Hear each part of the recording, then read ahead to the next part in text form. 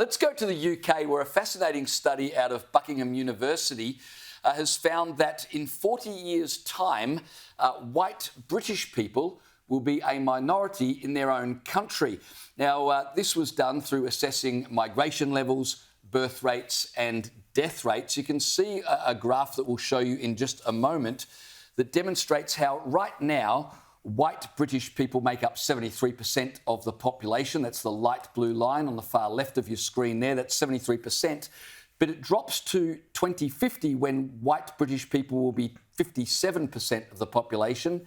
And then by 2063, British white people will be less than 50%. By the end of the century, they estimate that white Brits will comprise just 33.7% of the population of Britain.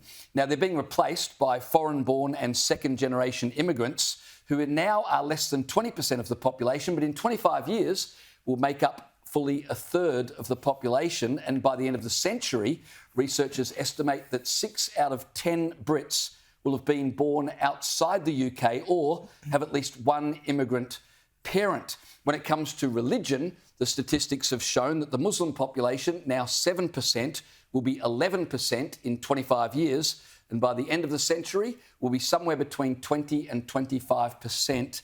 With under 40s, it'll be 1 in 3 people will be Muslim. This is a massive change in the demography of the UK, and it begs the question, will the UK still be the UK, but with different people?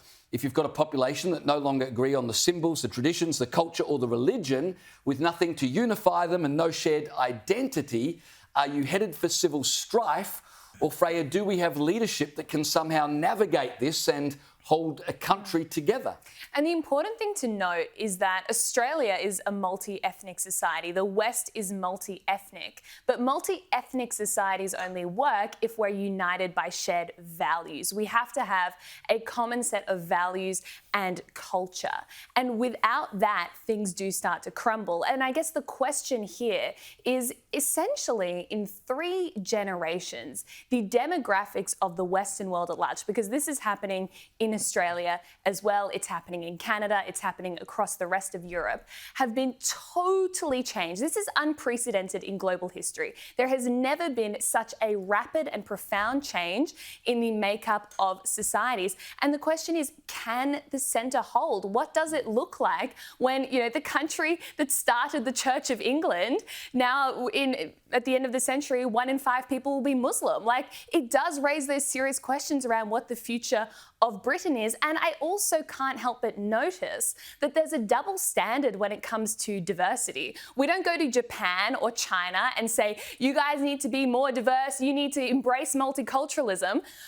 But people say that about the West all the time. And I would say, no, we are very welcoming, very accepting, so much so that the country is going to look completely different. Well, it will be unrecognisable, and that is a great shame because, it should be noted, it's not specifically about race, because this will be, people will turn this around and say, it's white supremacists to say that you're worried about there won't be enough white people in Britain. Well, the definition of white people in this study was people who don't have an immigrant parent. So you could be 3rd generation living in England, but you're Bangladeshi by, origin, and you're counted as being white in this study. So we'll be clear about that. But to say that it is bad to worry about where a country is going, and that is essentially the inference when we talk about these things, is wrong. Because why did people move to Britain in the first place? Why did people move to Australia in the first place? Because they thought it was better than the country they came from. And what has always staggered me is that people move to another country because they think it's a better place than the one they've come from, and then set about trying to make it like the country they've come from. Well, if you want to live in the country you came from, go back to the country you came from. That's where you were. Why do you seek to turn other countries into what you left? And if we don't have the culture and the various things that have made Australia and Britain and whatever great, you don't have Australia and Britain anymore. I mean, if you're talking about 20, 25% of the population being Muslim, at that point you'll be heading towards probably nearly majority Muslim in terms of the people who are religious in the country, right?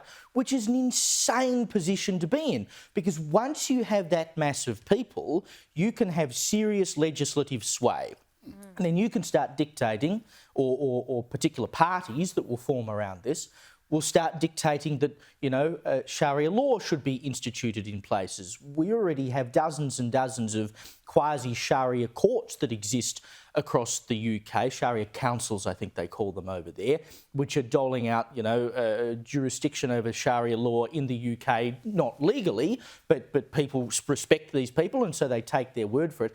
This sort of stuff will become law if you're not careful. That's what we're fighting for here. It's not about, oh, we don't like the colour of someone's skin or whatever.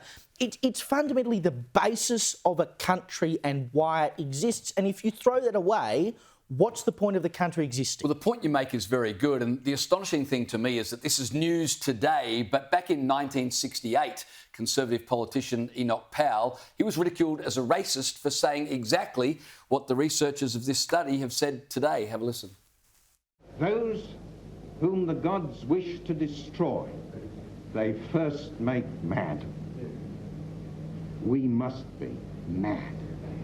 Literally mad as a nation to be permitting the annual inflow of some 50,000 dependents who are for the most part the material of the future growth of the immigrant descended population.